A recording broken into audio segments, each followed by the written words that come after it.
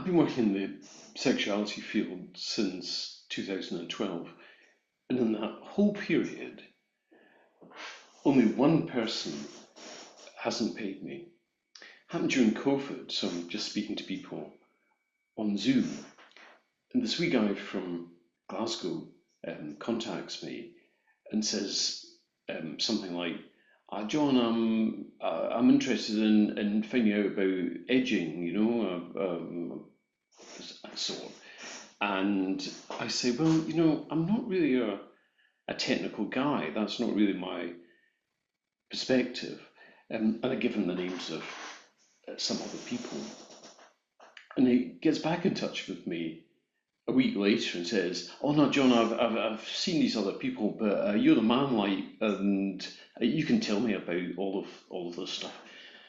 And I think, oh God, but I think I shouldn't be harsh on the man, and I give him a 1 hour Zoom session. We actually overshoot the session by about 30 minutes or so. And right at the end of the session, he says, "Oh, John, that's great, and I'll pay you right away." And as soon as he said, "I'll pay you right away," he dropped his head. I knew that guy's not going to pay me.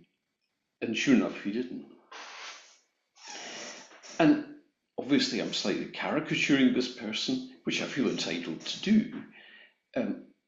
But in caricature, he points to something about how sexual confidence for men is generally approached. So if you look at the advertising, and it's massive advertising, it's in various forms. It's advertising Viagra, or it's advertising how to become a master of sexuality. And the core of it is addressing men's performance anxieties, which tends to be very specific. So men feel under an obligation to have an erection when they want, for as long as they want, to delay ejaculation for however long they want, and all that sort of stuff. And it's that anxiety which is at the core of this tidal wave of crap, which supports really this insecurity. And other people are in it as well. So the kind of poisonous bullshit from bad actors like Andrew Tate, it's all part of this machismo, which disguises hidden anxieties. And this is noteworthy because often I think male sexuality has gone very unexamined in contemporary discourse. There's an unexamined assumption that men are just kind of like standing over there as sort of priapic Neanderthals nursing a large erection and just can't wait to get their hands on whoever. And men feel that obligation themselves. And so you get this weird thing, which you often get in the dating scene, which is one reason why it's so catastrophic, that everybody thinks that they're doing what the other person wants.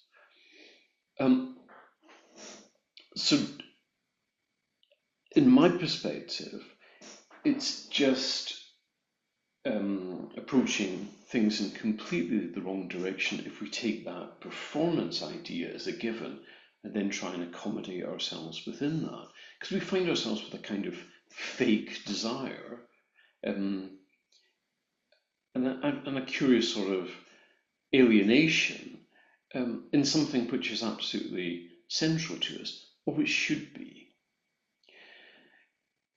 In my work, what I'm interested in is asking a different question to the how can I perform better question.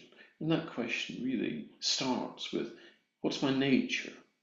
What do I want? What do I want to feel? How do I want to be in connection with other people? That's a starting point. Because once we can clarify that question, what's our nature, then we can clarify, what's my curiosity? How can I express that nature? How can I learn how to communicate that nature better? So that's my interest. If you choose to work with me, it's not trying to fix something, it's trying to uncover your nature, a nature which is yours and which is not necessarily what you imagine men's nature is, whatever that is. And we can do this by curiosity, we can do this by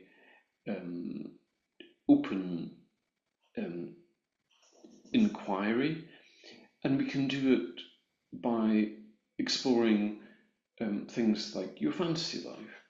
So fantasy is a wonderful example of where our desire actually is.